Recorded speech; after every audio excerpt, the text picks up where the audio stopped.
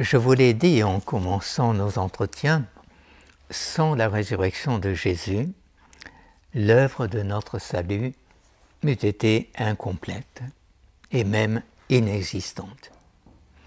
Notre salut éternel dépend de la résurrection de Jésus comme tout le reste de ce qu'il a fait. J'aimerais ajouter maintenant que la résurrection de Jésus est à l'œuvre dans notre vie à chaque instant de notre existence, comme elle est à l'œuvre dans l'humanité entière, tout au long de l'histoire. On comprendra cela un peu mieux si l'on rappelle une doctrine plus vaste à laquelle j'ai fait allusion à plusieurs reprises. Thomas répète avec insistance que Jésus nous a sauvés par tout ce qu'il a fait et subi dans notre chair. Et par subi, il faut évidemment entendre de façon éminente la passion et la mort. Tous et chacun des actes que le Christ a posés dans son humanité ont été et continuent d'être porteurs d'une efficacité salutaire, car les actes de Jésus, vivant ou ressuscité, tiennent, vivant parmi nous et ressuscité près de Dieu, tiennent leur puissance de sa divinité. Pour reprendre un vocabulaire un peu difficile, mais vous connaissez peut-être et sans doute, tous les actes de Jésus ont été des actes théandriques, c'est-à-dire des actes divins, théos, et aner, andros, l'homme, n'est-ce pas? Des actes qui sont à la fois de Dieu et de l'homme. Il y a une partie qui relève de Dieu, mais une de Dieu irréductible, et une autre qui relève du corps physique de Jésus, en l'occurrence. Et donc, si cela vaut à des degrés divers pour tout ce que le Christ a vécu, y compris dans la vie cachée de Nazareth, à plus forte raison, cela vaut pour la résurrection. Et pourquoi spécialement pour la résurrection? Parce que Dieu est la source de toute vie, et c'est le propre de l'agir divin de rendre la vie aux morts. Et Thomas invoque ici un principe théologique bien connu, mais qui a l'air un peu abstrait comme ça, un principe en tout cas qu'il invoque souvent. Ce qui est premier dans un genre donné est la cause de tout ce qui fait partie de ce genre. Cet axiome est utilisé particulièrement dans les relations entre les membres du corps mystique et leur tête, le Christ. Et c'est facile à comprendre. Le Christ est premier dans l'ordre de la grâce, car il possède la grâce en plénitude, et c'est pourquoi nous recevons la grâce de lui. Et non pas seulement de lui, mais une grâce qui est imprégnée de toutes ses qualités. Une grâce christique, peut-on dire, et elle porte notamment les principaux privilèges qui sont ceux du Christ, prophète, prêtre et roi.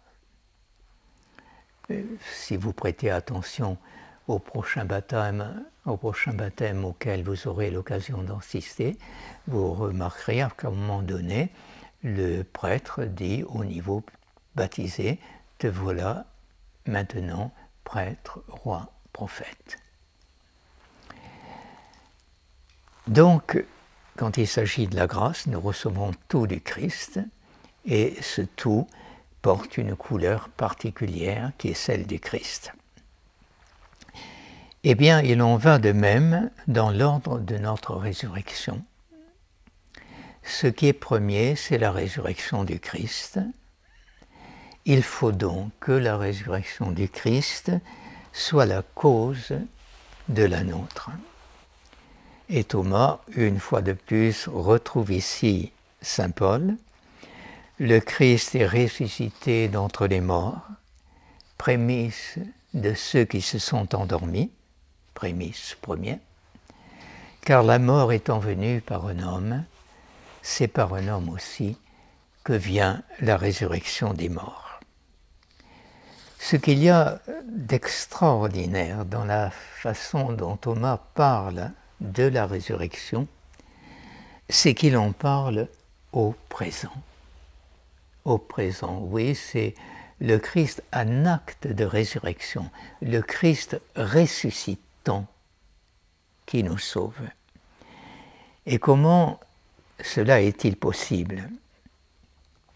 Tout de même, humainement parlant, l'acte de résurrection n'a eu lieu qu'une fois dans le temps, le 9 avril 30 de notre ère, si j'ai bonne mémoire.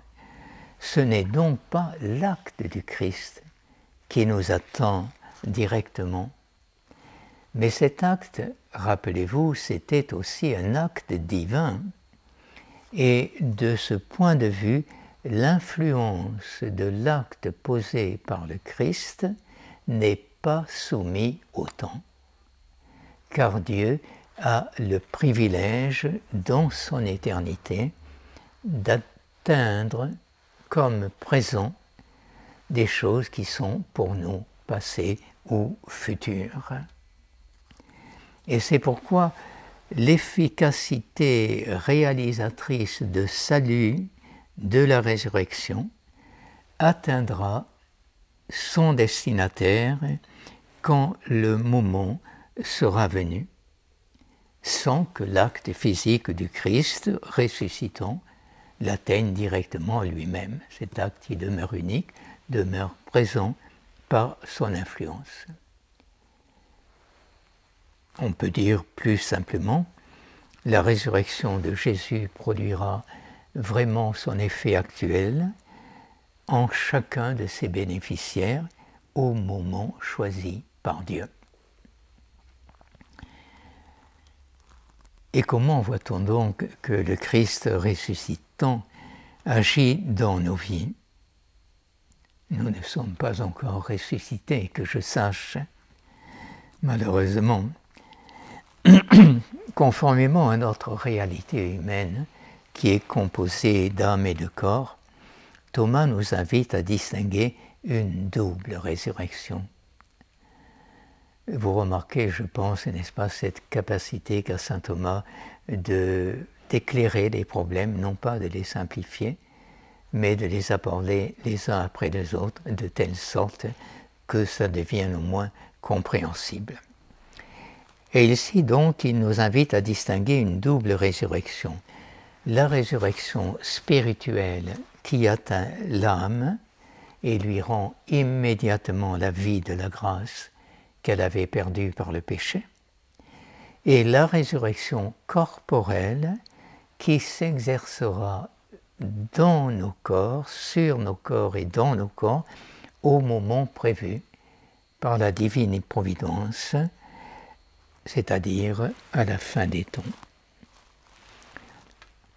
Quant à la manière concrète dont tout ce que le Sauveur a fait et subi dans sa chair, quant à la manière concrète dont cela nous atteint aujourd'hui, il suffit de répondre avec Thomas spirituellement par la foi, corporellement par les sacrements, car l'humanité du Christ est à la fois esprit et corps, afin que nous puissions recevoir en nous, qui sommes esprit et corps, l'effet de la sanctification qui nous vient du Christ.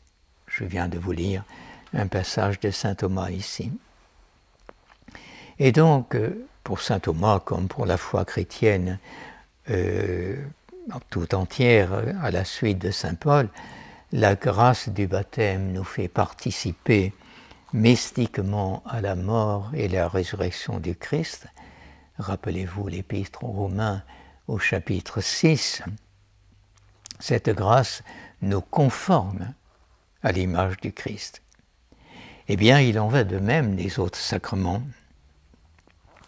à l'exception de l'Eucharistie, puisque pour elle, il faut s'exprimer autrement, car ce n'est pas seulement l'action du Christ, l'agir du Christ qui nous rejoint, mais c'est sa personne que nous recevons dans l'Eucharistie, sa personne qui est réellement présente là.